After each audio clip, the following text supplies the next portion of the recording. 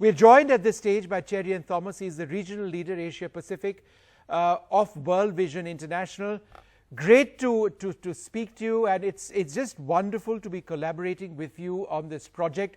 There's so much to discuss about hunger and children and the pandemic right now, and how it all comes together.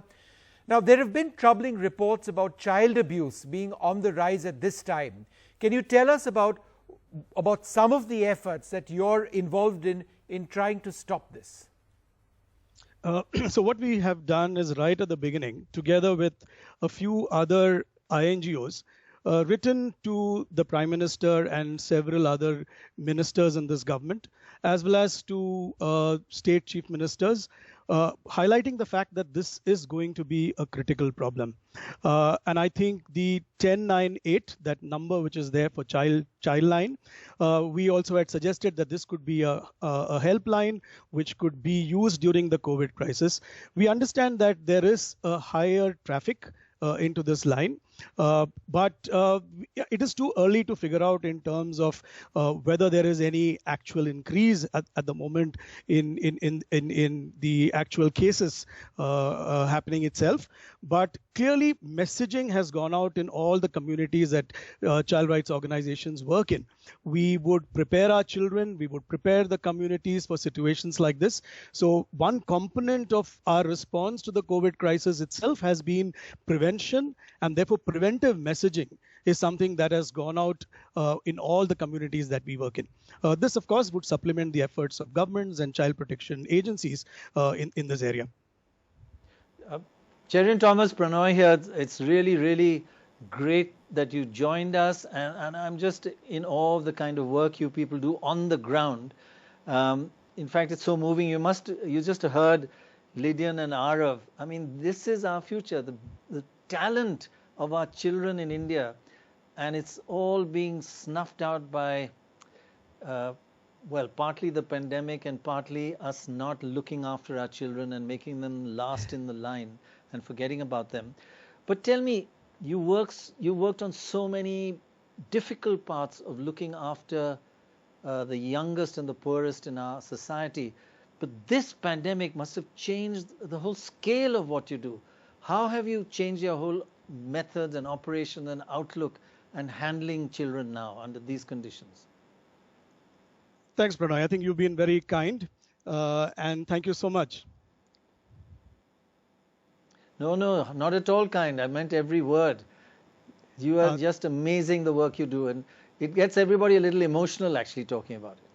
Yes, thank you so much for that. Yes, there is the element of the heart, which is very much part of the work that we do. And equally, there is the element of the mind. And sometimes this is what we have to bring together. So what is really very different about this crisis, and as World Vision, we have handled so many different crises. We've been working in India right from 1951 onwards. In 58, we set up our office. In 76, we set up World Vision India. So we've been here for close to 70 years in this country. We have seen different kinds of disasters in which we have been involved.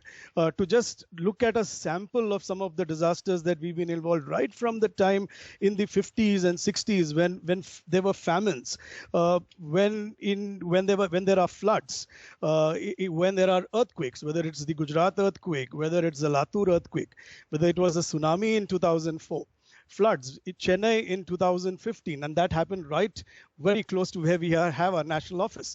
The Kashmir floods in 2014, Uttarakhand in 2013, Kerala floods 2018 and 19. All these, in one sense, are a little different, because they are a little more localized, and there is a limited area of impact. What has happened in this crisis is that the area of impact has suddenly expanded, and it is across the country that we have to act, and there are no safe spaces, there is no safe haven.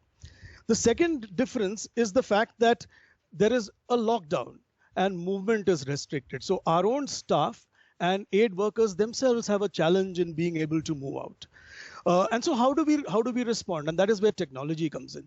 We've been finding the use of mobile phones, the use of social media, very, very useful as part of this process. Rather than sometimes have our staff go, because there are limited passes that are often available for people to go, we work with volunteers, we work with partners.